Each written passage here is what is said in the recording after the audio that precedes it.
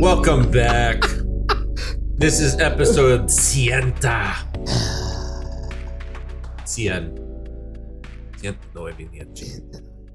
It's episode 100 We did it. of the Memory Leak. How? I don't know. We've been doing this since 2022.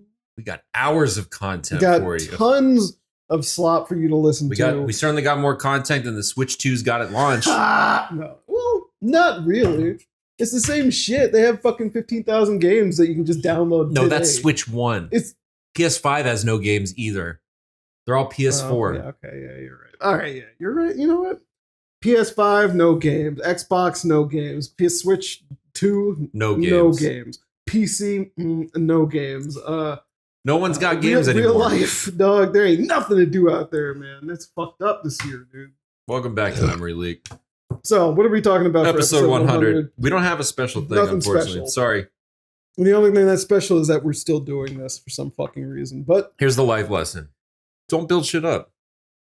Don't have expectations. yeah, that's true. Just live life, live every day, even the big ones. You got to keep an even You keel. gotta enjoy it. Keep your highs low and your lows high.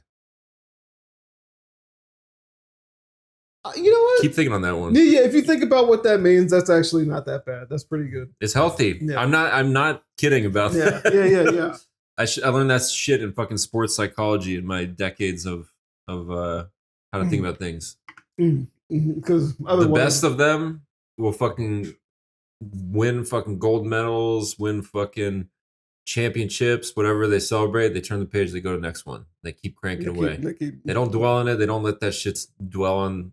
They don't let it get to them. They don't keep thinking about it. But Same with the lows. They what- turn the fucking page. But what if you're a normal guy? What if Keep you're not, fucking you're not moving. winning fucking gold medals, man? What if You you're got to fucking change. not- You got to get your shit together. But do you have to win gold You got to medals? hit that grind set. Oh, okay. Whatever All gold right. medal is for you. Set your goals. Reach for the stars. Or don't if you don't want to. Look, It's a low bar. what? It's a low bar. What do you mean it's a low bar? Don't reach for the stars. Don't have goals. We're You ambitious. can have- that's not what I mean. That's not what I mean. Some people reaching for the stars is something that's results. You know what? I'm not going to judge you. I If you will. want to, That's if what you I'm want to here smoke, drink, kill, whatever, that's all you got to do. That's all good. Look, What's your name? what is my name? My name is Geron. 2 Switch 2s, Geron. Nah, I the second one I'm. No, I know. Alex already gave me money for it, so that's fine. I know.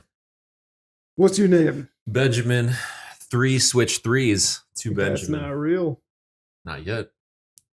But by the time Switch 3 comes out, we're both going to be in fucking wheelchairs, dude. If Switch 3 comes out, the number of people that are going to be doomering it, being like, Nintendo doesn't innovate anymore. Which I can see happening, to be honest. It already happened with this one. Yeah. No, but I mean, with specifically, I could Like- see that doing just a Switch 3. That's another. Yeah, Switch yeah. 2 Oh, I could. narrating. I could too, and I have zero issue With the with old it. guard, dying off, Yeah, basically. Shigeru Miyamoto is not seeing the next console. Iwata's gone. put money on Miyamoto's that. gone. I don't know what the fuck Koizumi's up to. He's probably directing the team making Donkey Kong game. But look, unimportant. We're already a week out from new toy. Yeah, let's give 6 days. let's give 1 week impressions. 1 week impressions. Go. Better than Switch 1. Once you get all the settings dialed in for the for HDR and everything, which I kind of want to look at in yours again, fucking looks hot as shit once you know what the settings are meant to do. Backward compatibility is great. A lot of games feel better just incidentally. That's awesome. And there's nothing I could say about it right now that would be something that you probably haven't heard a million times or something we've already said. It's like, if you like video games and you liked handheld games and you like Nintendo games, it's what they had, but just fucking the next level, you know what I mean? Now that we're a week out, is there anything that has started to bother you? Starting to bother me? Any fading of the honeymoon period, so to speak? The a week? Really? The only thing that bothers me is how much time some of these fucks have to play Mario Kart World, and that I don't have that time to keep up with them. It's funny, but outside of that, no, I have. Me personally, I have no issue with this console at all. I know people have problems with the virtual game cards and this and that. I am used to solving the puzzle of user experience when it comes to this kind of shit, so I'm just not bothered by any of it. I got two things. Good. First off, I agree with everything you said. Yeah. Backwards compatibility, better than advertised. Yeah. Better than expected. Better than I could have expected. That's real. I hope they updated all those other games quickly. I hope that's a top priority for them. Yeah. But games that are working well. Right. Yeah. I see some misinformation spreading sometimes, like, oh, Pikmin 3 is broken. Pretty sure they just didn't install the patch. I need to test it. Oh, okay. But I know Pikmin 3 specifically did get patched. Yeah, it got a patch for compatibility. I need to see if that fixed it. And I have a suspicion that they just were testing without installing the patch. Yeah, I mean, maybe, yeah. I know there's a couple funky things that people have probably experienced. Like there's a few people out there. One of them is kind of like a reliable technologist, I'll say. The guy, his name's Taki Udon on Twitter. Yeah. He like makes the PS1. Yeah, he made the like OLED screen. You saw he had a lot of issues.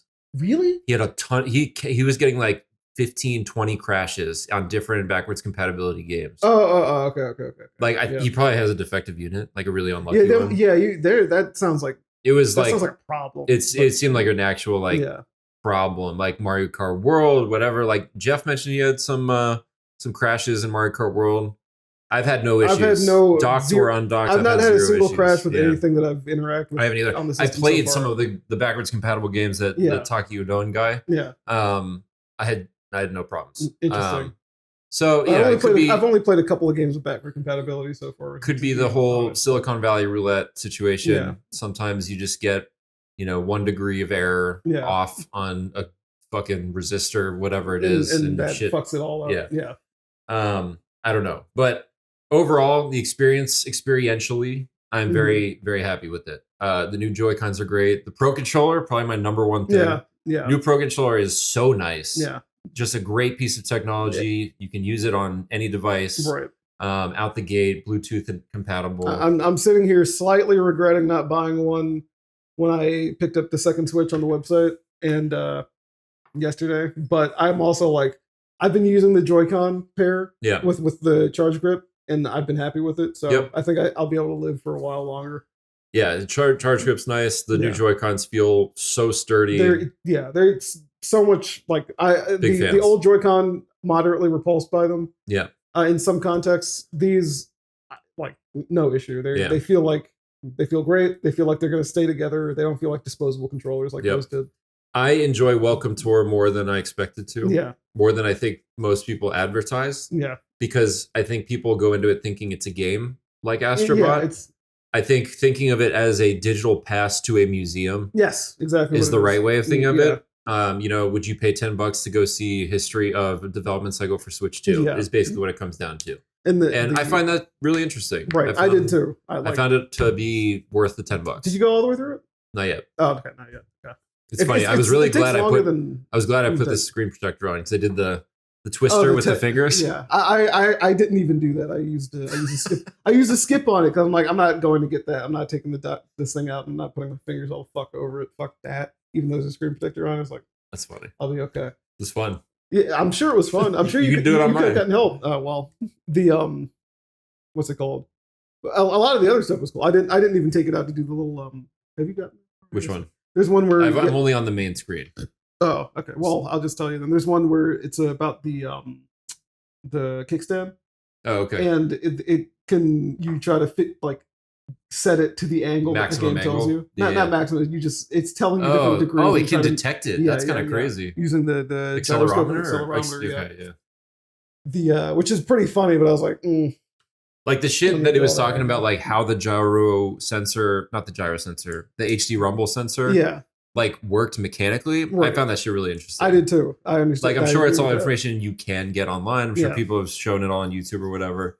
But I like the experience of how they portrayed it. I like hearing it from their mouths, right? And I like they've never really done this before. They've never done it like this. I know a lot of people preferred that it be free. I do. I still think it should have been free. It would have been straight up free. It should have been free. If you're interested in it, it's not worth $10, but it should have been something that you could just get. Like even if it's not I think it would have been worth something that just you. It would have been worth their time and money from a marketing perspective to make this free. To make this information available to everyone. And you could just tell other people like, oh, you should try this thing out. That would have been a worthwhile marketing line item. And not everybody would be interested or feel obligated to finish it. Of course. But it's also, if you have some kind of question about the way something works, the information is basically there. It's not, it's not the most detailed, but it's more detailed than you would think. Right. You would think you would get out of something like this. And like you said, it's not a game. It's like going to an exhibit about the Switch 2, and it happens to have a couple of mini games, which are like some of the demo. I actually like the quizzes and the demos more than I like the games. Yeah, I think I agree. I think the quizzes are the ones that are most interesting because they show like the schematic diagrams, and I find that really interesting. And they, that's where they keep the rationale for doing something this way or that way. I'm like, oh, okay, this is. But going back to my gripes, go ahead. The one actual gripe I would say I have, go ahead, which is out of their control, based on where we are in 2025, is the battery life. Oh yeah, so I haven't used it. Battery life's pretty bad. Yeah, it's pretty bad. Yeah, it's noticeusly worse than Switch 1. So like having a component of the device feel like a downgrade puts a inherently puts a bad taste in your mouth. Yeah. I think what we were saying before makes a lot of sense logically. That like with Switch 1 they prioritize the handheld experience, and Switch 2 they prioritize the home docked experience. And I think that's 100% spot on. I think just battery technology, the fact that games are more demanding, the fact that technology, hardware, graphics cards are more demanding from an energy perspective. Like expectations. There's nothing they could have done about it. It just feels bad. Yeah. And I think as far as my understanding is, a lot of these like PC handhelds and all that, unless they're huge, they're all kind of like they're all gonna have the same skimped on the battery life. Though I do know there's a bug with the I was going to ask you about the battery that. indicator, and there's a way to they have a page about recovery mode. Fix it. Yeah. I missed the recovery mode. I kind of just did it the normal battery calibration side, drain it, and then charge it 200, and then turn it on. Yeah. Hopefully that worked. I'm going to see, because I think there actually probably is a little bit more battery life than it feels like when you first play, because it lasted at 1% like that's a long that's time. What a lot of people say. That's it, like it gets to 1%, and you still got like 20 minutes. 1%, and you're like have half an hour more of game to play. It's like, oh, okay. So I need to try that one more time. I know it's not good for a battery to drain it all the way, it's not, but it's like to charge it up to calibrate it, it's like 1 or 2 times. A couple cycles not going to hurt anything. I'm also just like the Switch 1, probably majority going to be playing it docked anyway. Yeah. So it's not a huge deal. Right. Getting to my second, this is less of a gripe, but it's more just kind of like I kind of wish it was different. This way, which is the screen. Sure. Yeah. Now that like the real tech nerds have gotten their hands on it, it's like the screen doesn't have the luminance or the nits to truly benefit from HDR. And it gives it like a washed out perspective. That being said, I went through the welcome tour and they had the HDR demo with the fireworks. And I was like, clearly they actually say something. They're like, oh, we didn't make it too bright. Yeah, we didn't want to blow your eyes out. Yeah. So it's like, it's interesting because clearly it was an intentional decision to lower the luminance, but I'm wondering like when people say it's like not real HDR, like how do you feel about that? Okay. So as far as I'm concerned, real or not real HDR, it's good enough to call it HDR. Like, do you play with it on? I play with it on in compatible games. Okay, but handheld? Huh? Handheld? I haven't used a handheld like that. Okay, will you? I probably gotta will. See it. I don't see why I wouldn't. Okay. What like I ordered a little case to put on it so I can hold the thing without getting grease all over. Sure. It. It's coming today, so my answer probably changed today actually. All right. But and it's dockable. Yeah. But what the fuck was I gonna say? the HDR situation on the screen, I really do need to see it. I'm sure it would be one of those situations where I'm like, it's all right, and I can leave it on. Yeah, but it's all right. I'll be honest, I don't really notice a difference. Okay. Even in the fireworks demo thing, yeah, I kept toggling it on and off because I was like trying to figure out where to look at to see a difference. Yeah, and it's like very subtle. So I was like, I don't think your experience is gonna like nominally change if you leave it on or off. I think like 98% of people are not gonna notice. And I think a lot of people who are using Switch 2 probably don't even realize that the screen is capable of that. Right. Like it's supposed to be capable of that. But real quick, Welcome Tour also has like a bit of a haze over it, where all of the whitish elements are just gray anyway. So when something is obviously hit with like HDR, like the screens that you see in the information counters and stuff like that, those are like brightly lit. You can tell that those are getting, pushing the information to be, to take advantage of it. And I think that's probably deliberate. Yeah. So that it's noticeable. And like you said, but the fireworks demo, I think the fireworks demo just isn't that great at showing it. Like even on my TV, it just wasn't that good at it. But then I'll play like Mario Kart World and the headlights are bright as fuck. Yeah. So I'm just like, well, okay. Well, but on TV, it's like you're using the screen that has like proper luminance. And that's what I'm saying. Like but even playing Welcome Tour on my TV, I was like, okay. I mean, it's all right, but you said you were, but you really are kind of holding back. Yeah. On this one, but the going back to my point though, like HDR. It's good. I like when screens can take advantage of it. Yeah. I don't think it's a big deal that the screen is low luminance. I think the fact that it has such a richer color depth compared to the Switch 1 screen is a much more significant improvement. Yeah. I wish it was OLED. Yeah, I think that OLED would have improved battery life too, even if just a tiny bit. The black level on the screen just ain't great. Yeah. It's like, no matter how black you think you're getting, that shit is gray. I wish it had been OLED. There's probably going to be an OLED model. There's 100% going to be an OLED. I don't want to get into this topic just yet, but I know 100% why they didn't offer an OLED. They wanted one SKU, and they needed to have that SKU blasted into supply for all stores around the world. They couldn't fuck around with the split SKU, not knowing what ratios to send to what stores. Like, they need one SKU, then you get it out the door. They needed to get that install base cranking. Yeah. It was OLED model, I'm sure, will come quickly. Yeah. I think it was actually a bit of a risk to even have a version that you could buy without Mario Kart in it. I think they also I agree. I think they should have just said fuck it and had them all include that. It's a pretty bad deal. It's a really bad deal. Yeah. Because you basically you're probably going to get Mario Kart anyway. I think they were scared of the price tag.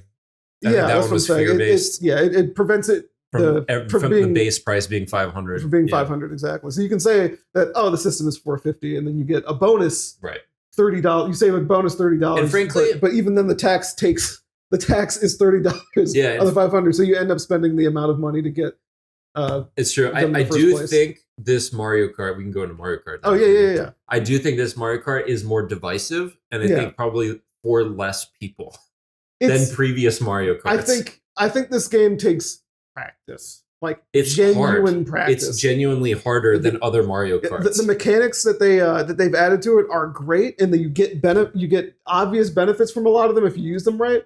But you also get punished severely for fucking them up, and it's like that punishment is so severe that some people, like casual players, might not even engage with it after, like, I rode the rail one time and then I fell off. I don't want to mess with that. Maybe. I don't know about maybe. Some of that stuff is like, I'm sure there's players out there that would never ride walls ever. That's probably true. I think the lower tiers of like the MMR are forgiving enough that it doesn't feel like if you're gonna play the online, punishment is that big of a deal. That's true.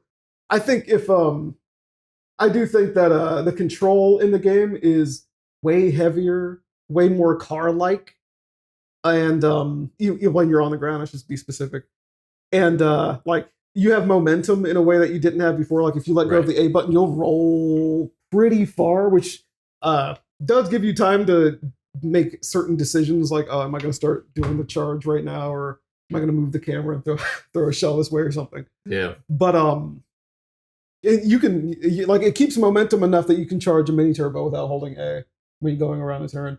Oh, interesting. But mini turbo like drift. The drift boost. The mechanics turn this game into less of a Mario game and more of a Tony Hawk game. Sure, yeah. I don't. The game is more like Tony Hawk than it is like any previous Mario Kart. Yeah, which is funny. Like I find myself looking at the guardrails and stuff like that completely differently. It's not just something to bump into. It's something like, let me hop onto this. It's a different Can I spin game. myself back here? Yeah. Which I think the series needed. 100%. I don't think they could have competed with Mario Kart 8 by having it be another Mario Kart game. It would have just been a similar game with less content. Yeah, exactly. You'd have to, if you're going to start over without bringing over everything that was in Mario Kart 8, why would people not just stick with Mario Kart 8 if the games are so similar? Right.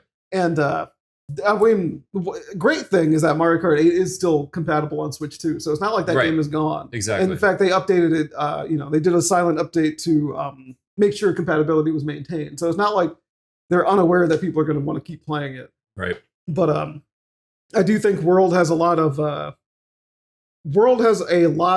in there for someone that might be playing the game on their own. So like if you're playing handheld, you have things to do while you're playing it. And for the multiplayer situation, like the split screen and all that, there's plenty to try out. There's plenty to mess with. You might have to prime certain people up for the like long straights where you're driving to, where they do the little transitional thing where you're driving from one track to another. Yep.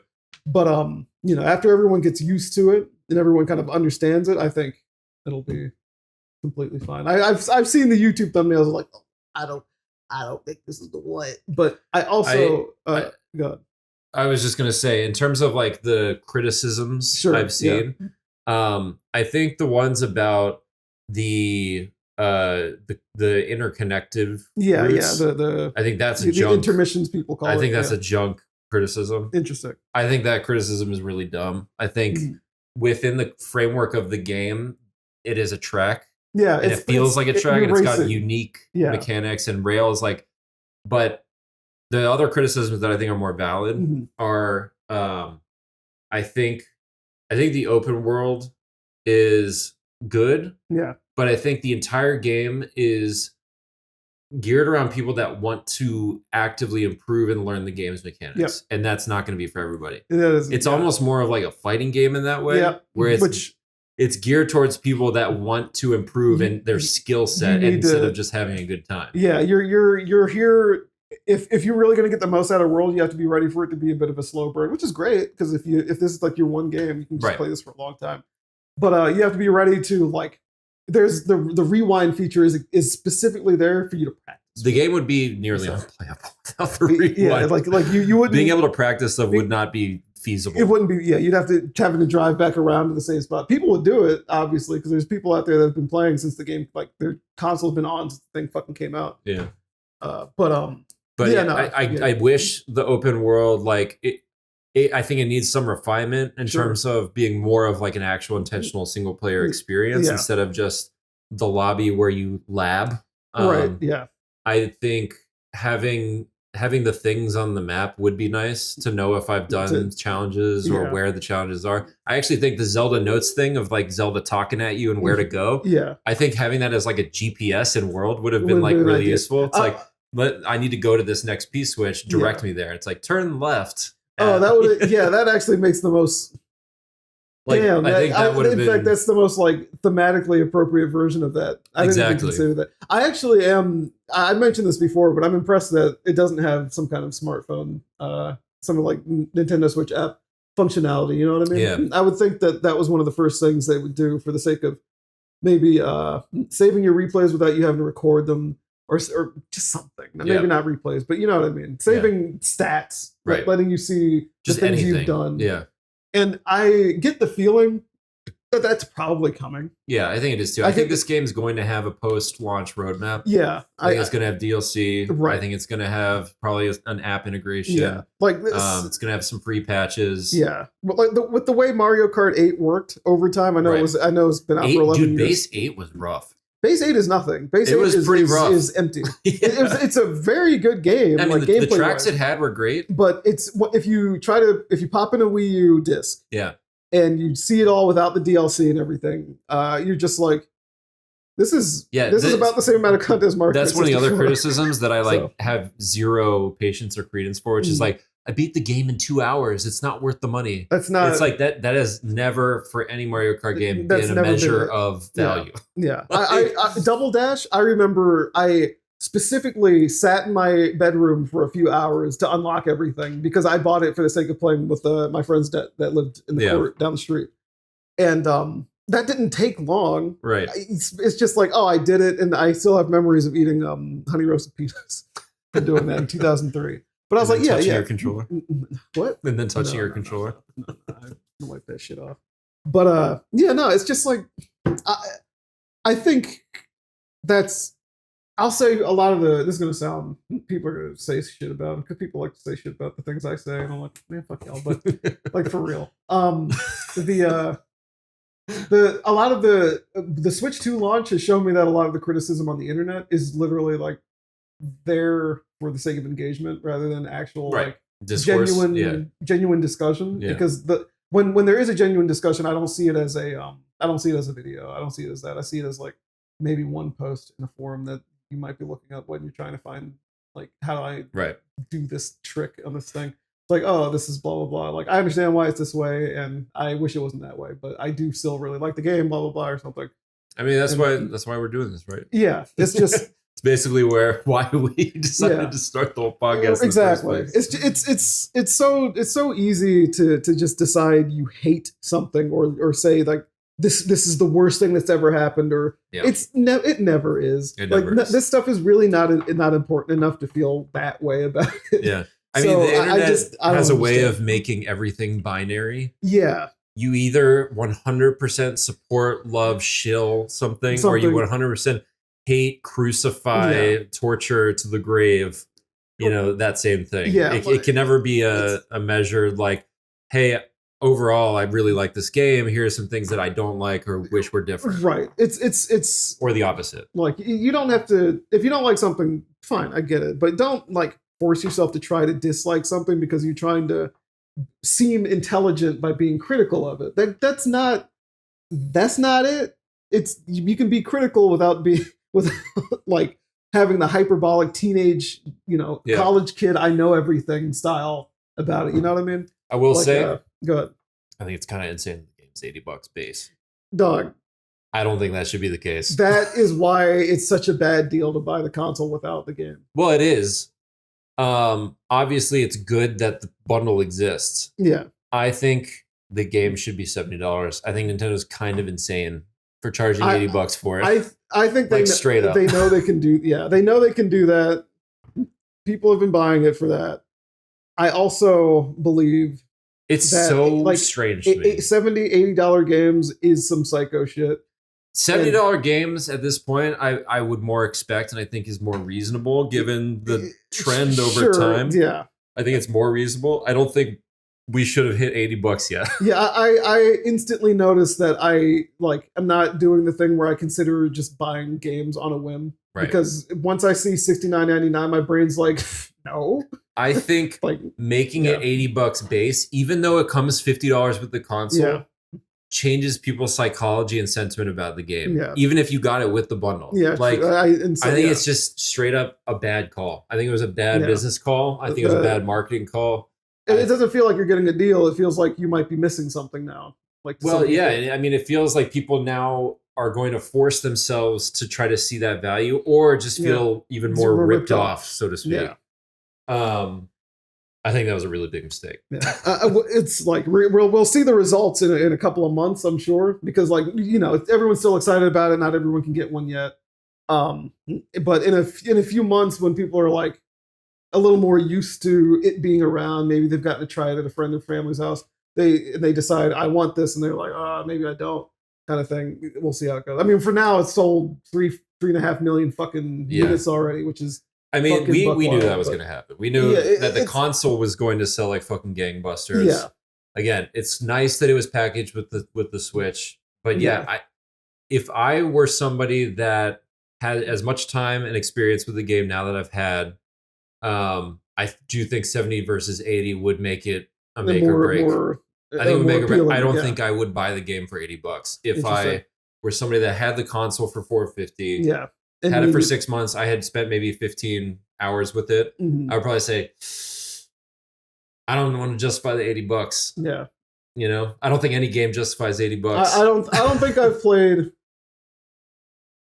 Honestly, I only think. What about Outer Worlds? That's. Here's a question: do we think Outer Worlds would have been $80 if Mario Kart hadn't? That's a good question. Would it have been the first $80 game, regardless? It might have. They might have treated it as their premium open world game, like first party open world game, because there's no Bethesda game to cover that right now. I don't think they would have done it. I think they were in too much of a rut to do that. Now there's precedent. Yeah. I mean, either way, like third party games, especially third party, I should say. You guys are gonna hate the way this sounds. No, I had this thought. Non-Nintendo games. I had this thought. Basically, every single one is, oh, that's that much when it comes out. It ain't out for me yet. Right. You know what I mean? That game isn't out. Well, and I think that's the game they're playing, because the first thought that I had when I saw that Outer Worlds 2 was going to be $80 was, well, the real first thought was, is that Outer Wilds or Outer Worlds? But the second thought that I had was, they're insane for charging $80. Yeah. This is not an $80 IP. Yeah, it's not. Like Mario Kart has 8 installments of wildly successful, chart-topping, franchise building, generational selling. Yeah. Like Mario Kart of any franchise in the world would be the first franchise to be $80. Yeah, that Outer has the Worlds safety to do 2. I don't know about that one. Anyway, so that was the first thought they had. And the second thought I had was, they're probably doing the shit that people on the eShop were doing, where they're just trying to get the discount. So when something goes for sale on 50% off and it's still $40, people see the 50% before they see the $40. $40, yeah. They see. I think they're playing that game. It's like, let's charge more because the game now for non-Nintendo is discounts. You go to Steam, you buy games when it's discount season. Discounted, exactly. When it's the fucking summer sale or the fall sale or the 12 sales they have over the course of the year. Anything, yeah. Like sometimes they have random that's when sales. People buy games now. That's probably the game. And that's when the stuff surges, you know what I mean? Exactly. And it's like that's probably a good strategy, because you end up with these nice little spikes every quarter. Yeah, you'll get the content creators paying top notch. Yeah. It's almost like whaling the content creators. You get the content creators to trickle down because they have to buy it. Yeah, they have to buy the game at launch. And then you see yourself, but the people that are taking in the content from these influencers and whatnot are like, oh, well, it's on Game Pass. Let me sign up for a couple of months. And that's definitely the play that Microsoft has. Oh, I can play 5 $100 games for the low price of $20. Yeah. Like that's what it I think that's probably more. I still wonder the order of operations here. Yeah. If they would have started with Outer Worlds 2, or if they waited a little bit until they had a more prominent franchise IP to do that with. And they're totally oh God, that means fucking Perfect Dark Spell. Motherfuckers. But they definitely are taking advantage of the people that claim that they want to own their games too. Because the only way to feel like you're owning a game for anything is to buy it outright, physically or digitally, if you want to think of it that way. But Microsoft is now doing the thing where they barely even give you a physical thing. They give you, sometimes it's just been a code in a box, apparently. Right. For the Xbox console version. Like I think Doom the Dark Ages is exactly like that. Yep. And it's like, after a certain point, I fully admit that there's no fixing it. Like we lose in that regard. If you were on the side of this not being a thing, you've lost. It's over. You have to accept it or get a new hobby. But at the same time, like, what was my train of thought on that one? Owning games. It's like, it's really already affecting how I'm viewing the things that I'm purchasing. Like I don't mind digital. I don't mind the prices being the way they are necessarily. I've been all digital for probably 5 years. Yeah, I don't think I own a single PS5 game. Oh yeah, like physically. Yeah, right, physically. And I'm part of the problem. Like Switch 2, I'm probably not really going to have many physical games. I might have Metroid. Well, that's it. I think it helps that their box arts are fucking ugly as sin. Yeah, the box art is ugly as sin. The combination of the weird banner at the top, which doesn't have to be that way, and the weird text at the bottom. Information at the bottom. That feels intentionally like that's one of my tinfoil hat conspiracies that they're doing this to tank people wanting. Yeah. That being said, they have come out and said like we're always going to support physical games. Yeah. There's always the need for the market for it. There's always places in the world that can't that don't have the infrastructure for digital to be viable, but they can. They have the logistics to ship games to them. But yeah, no, I think the hobby is it's very the hobby. I think video games in general are very clearly and obviously guided by a new they're guided forward in a new way where it's very clearly people paying attention to what is being said online and stuff like that about the games and about the hardware and whatnot. And there's very like the Switch 2 is in a lot of ways a very clear reaction to how people were talking about the Switch 1 after however many years. Right. And the whole situation with Xbox is also the same thing where they it was a reaction to the way Xbox One, like their plan for licenses was back then. It was like people don't like that, but we got to do it. So they slowly transform their stuff into that to the point where they don't even need Xbox anymore. Xbox is a platform that like if you want to talk about the stuff that we're talking about, there's the new ROG. Yeah. Xbox, the ROG or Ally, whatever. Yeah, the ROG, the Ally Xbox, and the ROG Ally Xbox X or something. I don't know what order they put the words in, but like those are that's cool that's a thing. But how much are those going to be? So curious because these things are already approach $1,000 anyway. Those are beefy. So like, is the audience for that? The audience for that isn't like the casual enjoyer of the Xbox brand. It's for someone that's so deep into it they have to have it, and they buy this. Do they buy this over one they might already have?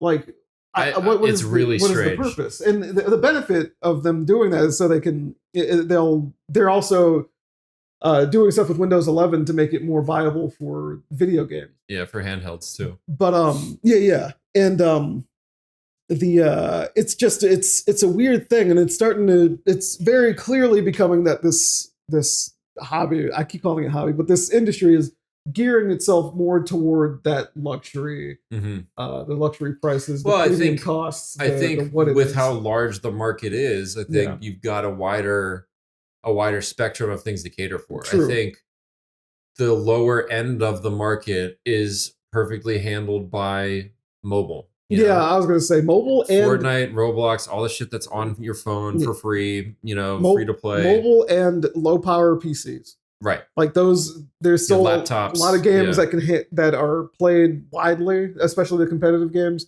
that are widely played on, like, for lack of a better way to put it, shitty hardware, and they play fine. Well, and that's also going to improve too, right? As technology optimizes, as we get more powerful cards that can go in smaller things for lower, hopefully, energy consumption. Again, going to what hopefully Switch 2 can. Maybe if they get an OLED version, maybe a year of optimized video cards can consume less battery. And because it's using like using like machine learning shit, they can kind of. They've already talked about cutting down the needs of as we said, the graphics gap is going to continue to plummet. Yeah, and I think people give less of a shit about graphics in general, for real. Like, it's not like but I think it's true. I mean, going back to Switch 2, the comparisons of like Cyberpunk on Switch 2 compared to like PS5, PC are at this point petty. Yeah, it's just, and people know that they're petty. Yeah, like people are looking at the people that are like, Switch 2 loses against the PS5. And it's like sure, but and they'll show it, and it's like there's an industrial fan asset missing, and it's like the most ridiculous nitpicky, and literally everyone is just like, this is really stupid. It's to the point where it's like, it might be better on PS5, but dog. And I'm gonna tell you right now, it's not better on PS5 graphically. Yeah, graphically, that's what. But like the experience. Oh yeah, with the dog, Cyberpunk fucked my shit up bad. I was playing it all weekend. You're saying that, yeah. I was playing it all weekend. Like they brought in gyro. They brought in multiple modes of gyro. Yeah, you can do full gyro, gyro when you're aiming, gyro when you're whatever, right? Yeah. They've got the Wii mode where you're using almost like two nunchucks and you're pointing like fucking Metroid style. Yeah. They brought the motion controls of like you swipe to punch. Oh yeah, and you turn your nunchuck to reload. It's like, and then you go back to it. Very Wii stuff. It's really fun. Yeah, it's really fun, and it looks great. The 40 FPS performance mode, like even on a big old TV, 4K TV, like it looks really good. And they really calibrated their fucking HDR. Yeah, like, it looks great with HDR. It looks amazing, actually. So yeah, and like that, it's the perfect showcase of why graphics don't matter anymore. Yeah, the graphical debate is over. If the Switch 2, like I literally was playing the game and I like walked over to it to kind of like see what the situation was. Like wasn't hot. Fans weren't blasting off into outer space, which does happen with the PS5 version. It's like, man, the way that they optimize this shit is crazy.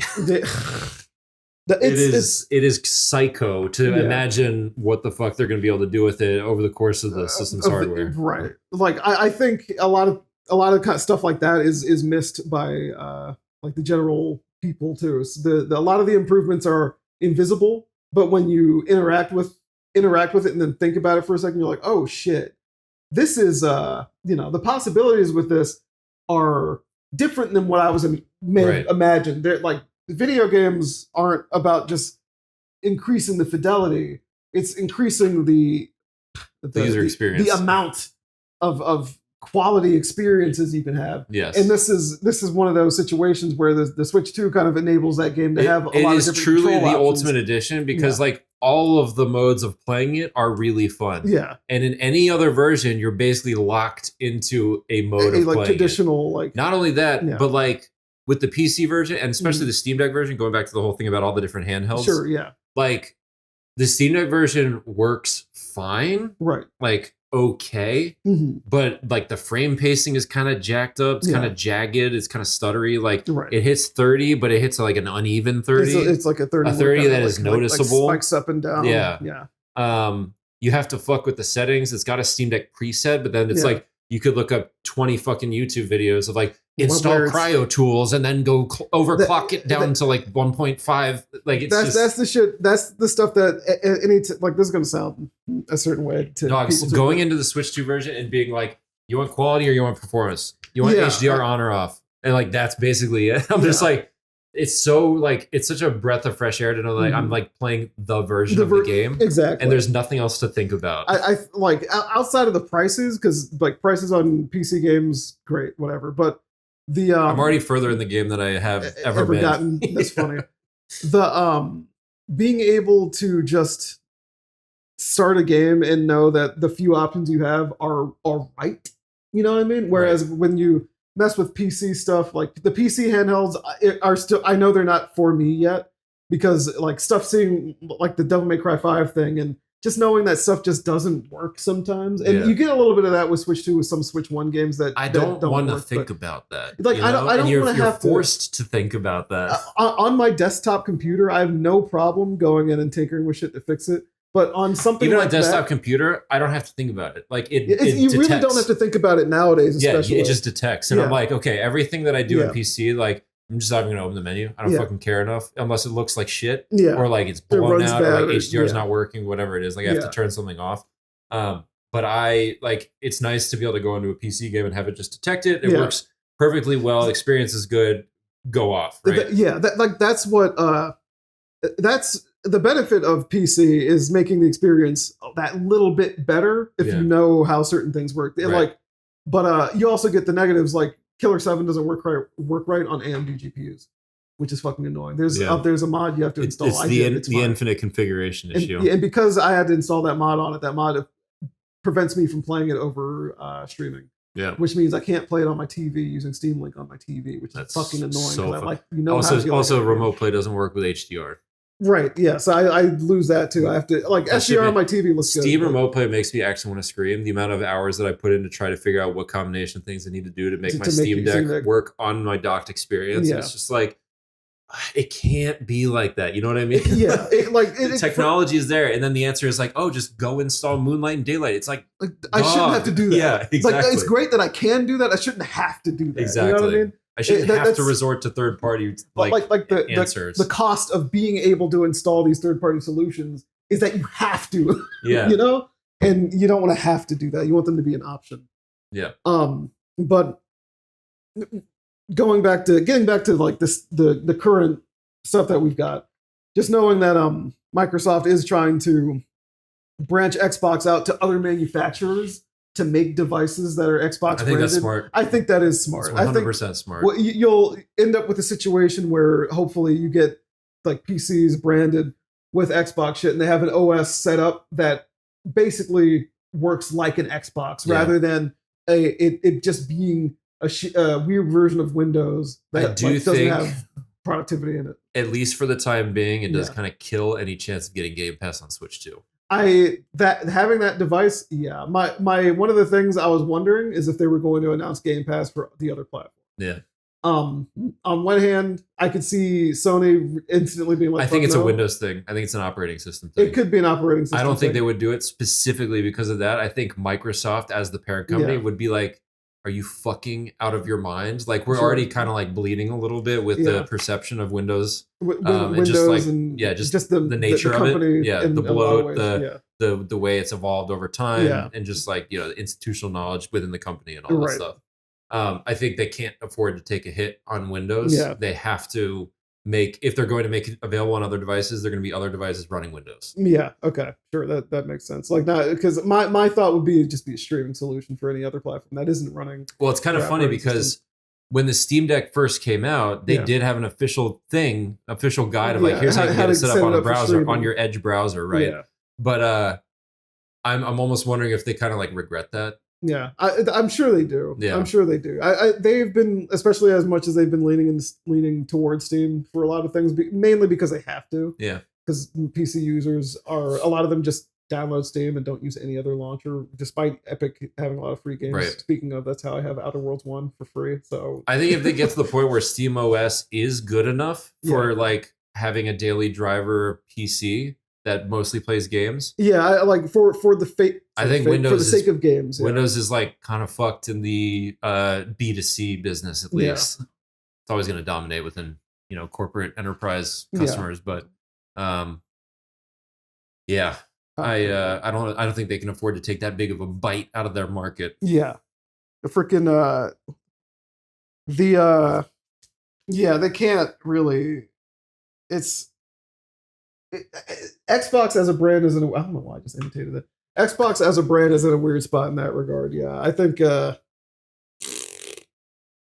what would they can't go back to the way Pandora's box. Yeah, the box is wide open. Yeah, and then what would it look like for another Xbox to come out when these devices come out, and then you have the OS to deal with, and you have Steam kind of creeping in. It's a good question. It's a good question, especially because one of the things that's almost like weird about the ROG Ally things is that they're not like explicitly dockable. Yeah, they're not. Like they're very much just handheld devices. Most of these handheld PCs are not really meant to be used on a TV or a monitor. You can, and it's an okay experience. I would say SteamOS is very like intentional about evolving that experience. Sure. I don't think similar to what we're saying about Switch 1, right? Like the Switch 1 prioritized the handheld experience. Yeah. So does the Steam Deck. Sure. But like they very much like want the dock to be good. There's firmware updates constantly. They update desktop mode. Yeah. Like they definitely want it to be. They want it to be an acceptable. They want it to be able to replace Windows, I think. Yeah. I don't think it's quite there for them yet. Especially I agree. Shit like there's just shit that breaks sometimes. Handshakes that don't work. That can't be sometimes. happening. Yeah. But yeah, once it does get there, once everything is a handheld device, like a handheld or a hybrid device, right? I think that's the future we are moving toward. I think you're going to get more devices that people can just pick up. I think so too. I mean, use fully. You can kind of see an early sort of foreshadowing of that, with just how popular mobile gaming was with the phone. It's like that is how people like to play games. Like, of course, there's the lean back on my console. Get on my couch, and enjoy a console experience. Yeah, that's cinematic. The big TV experience that will always exist. Yeah, I think, and the couch co-op, of course, like those are the two main use cases. Yeah. Beyond that, I think people will always want to have a handheld option. Yeah, I think it's why the PS Portal exists. Yeah, it's fully why the PS Portal exists. I think the majority of why people use their TV is for cinematic content or enjoying content with other people. It comes down to those two things. Cinematic stuff, enjoying it with other people, and to just fill a room. Yeah, because sometimes what people want is to have their show on and then have the game they're focusing on in the I feel like that was part of what they were going for with the Wii U. Yeah, that's exactly what they were going for with the Wii U. I imagine even with that TV bullshit. I imagine most people that played Wii U mostly played on their gamepad. Yeah. In fact, fucking Xbox One had that with the pass-through. Right. The HDMI, the intent was to pass through a cable box. Yeah. And it didn't really work out, but nowadays we have people that have 19 devices just screaming at them. Right. Sitting in a room while they're like playing a game or watching TV or anything like that, or yeah, exactly, taking care of a child. Who knows? Yeah. So the ROG Ally. Yeah, I can't hear ROG the same way after that LTG motherfucker.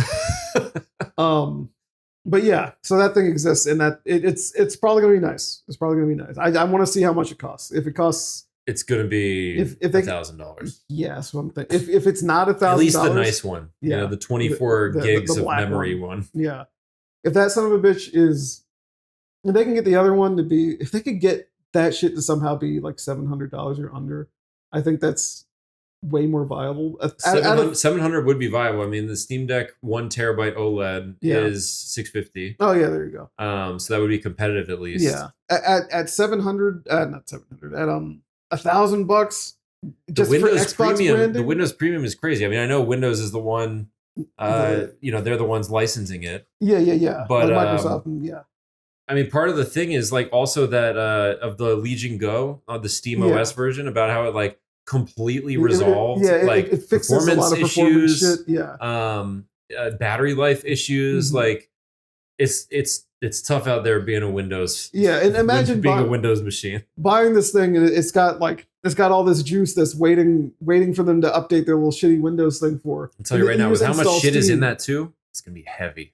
Oh yeah, it's gonna be a heavy device. I've heard preview. It's absolutely heavy. That they have the GameCube style grip, which even the Switch 2 is noticeably heavier than it's heavier than the Switch 1. At least it's thin, I guess. It's heavy. It's not as heavy as I anticipated. I thought it was going to be I agree. like the dense style Xbox One X, where it goes back to batteries, man. We gotta figure out the battery issue. We have to figure out we gotta put nukes in these fucking things, do it, man. Just give me the uranium. Give me a bomb. Yeah. I'm ready. I've been alive long enough. Let me play this thing for fucking 4 years without a charge. Till I die. Yeah. But yeah. The weird stuff. We didn't even really talk about the state of play or the. No, we can do that next time. Yeah, in general, I think games are in a good place, but I think it's a place that a lot of people just aren't. Plenty of people, not the majority by any means, aren't emotionally ready to deal with, because they're older now. These companies know that these people are older now. They know they can get more money out of them by appealing to certain bits of their psyche. And it's you have to decide how much you enjoy this stuff. And there's only so much you can, I don't mean for this to sound defeatist, but there's only so much you can try to change about it. Because this is, by all means, the change that this industry needed to survive in the first place. Right. It couldn't just exist the same way it was, because if it did, it has so many other media to compete with. Right. And if it can if it can only get this amount of people and that amount of people playing aren't growing, those people need to spend more money to prop everything up. If they want to advance, if they want to progress.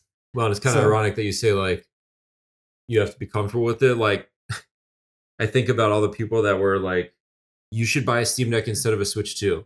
And we switched to blast past Steam Deck sales numbers in just fucking 4 days. 4 days, yeah. It's just like, I mean, because they're available. I'll tell you, it's because the vocal minority that are not comfortable with the shift, what people prioritize these days. Like, you just got to acknowledge you're not seeing eye to eye with what is popular. Yeah, with what is successful. The way things actually really are, because it's not, But this stuff I saw one tweet that was like, what's the point of voting with your wallet when you see people like this and somebody that like bought all the accessories and like a bunch of games at the Switch 2 launch?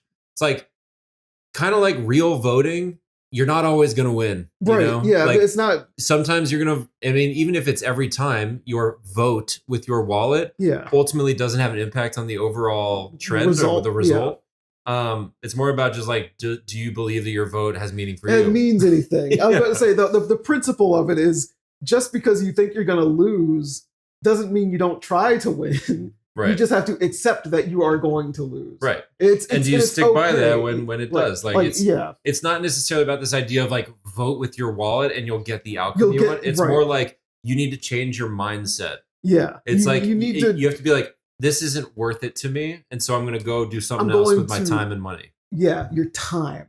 That's what these motherfuckers always forget about. It's like, I'm not going to spend money on this. I'm going to download it and play it for hours and hours and stream it and all this anyway. Dude, you fucked up. Yeah. You're giving it your time. That's still currency. Yeah.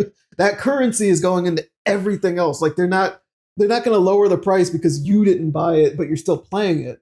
Like that doesn't make any sense. Exactly. And you know that. I know like not you, but I know that person knows that. So the only thing you're doing is creating a situation where you're going to get those people that buy every accessory because they like it. Yeah. And like, I'm glad I held back and didn't buy the fucking camera and I didn't buy a bunch of shit. It's not about like, you will never be able to dictate what a corporation wants to do. Right. Exactly. You as an individual will never be able to do that. All you can do is decide what you do with your time. Inside and your money. Or outside. Like you could work there. You could have nothing to do with exactly. Like, the result of the thing. That happens all the time. It's one of those things where you have to be like, this is just how it is. Take it or leave it. If I like it, I'll take it. I'll take what I like of it. If I don't like it, I won't. You completely you're right to complain about this or that. Totally acceptable. Totally right. Not saying that isn't. It's just the you got to be steadfast in all the shit you're doing. You know what I mean? If you don't like something and you don't want to buy it and you think because they're doing something that you don't mean anything. You just gotta be honest with yourself. Exactly. Yeah. If you want the thing, get the thing. Yeah, exactly. That's the other thing. If you are trying to justify not wanting it, but you like give yourself a reason not to get it, but you do want it, then just admit to yourself that you want it. It's fine to want it. Even if you want it and it's too expensive or something like that, fine. But then you don't need to get into that childish thing where like, oh well, actually it's shit, and then you buy everything for it a week later, and it's like, well, why this is shit while your video is just packed with all the accessories and shit just behind you. Why I hate the Switch 2. This sucks. Like you only think it sucks because you've confused yourself. Yeah, and you need to justify the stuff you said before. With this now, be like, okay, I said that. Now I can just enjoy my toy. Right. But yeah. So gamers, I'm excited for Donkey Kong. Yeah, I'm excited. Really excited for Donkey Kong. I really need Metroid. Yeah. I've even considered buying a mouse pad for the coffee table there, so I can use them. I didn't do it, but I don't like.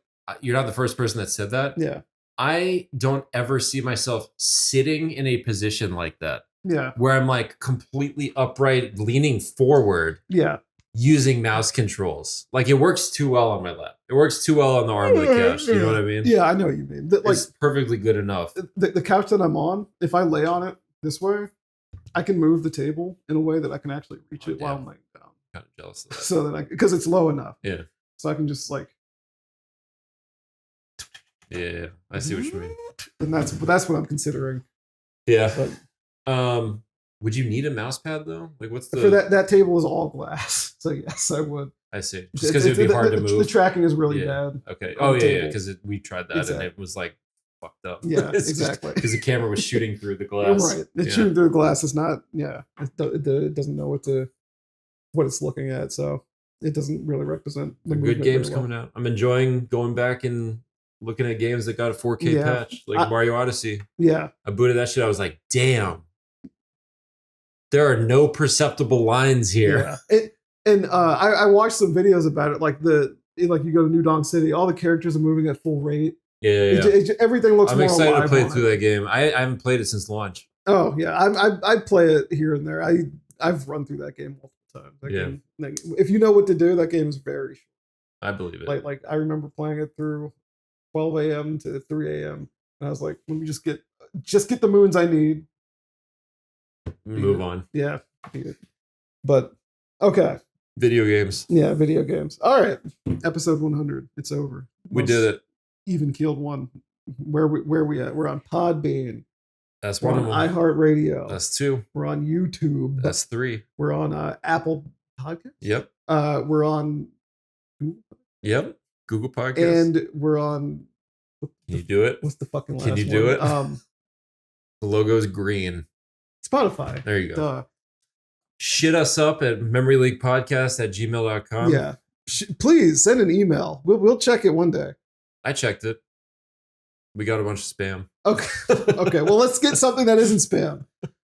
And yeah, I think until next time. It. Until next time. Enjoy your video games. Please don't be a bitch. Enjoy your toys, and if you don't like them, then sell them and give them to someone that'll be happy with them. Learn art. Yeah, learn to be creative and see how it feels, bitch. I'm kidding. Until next time. Yeah.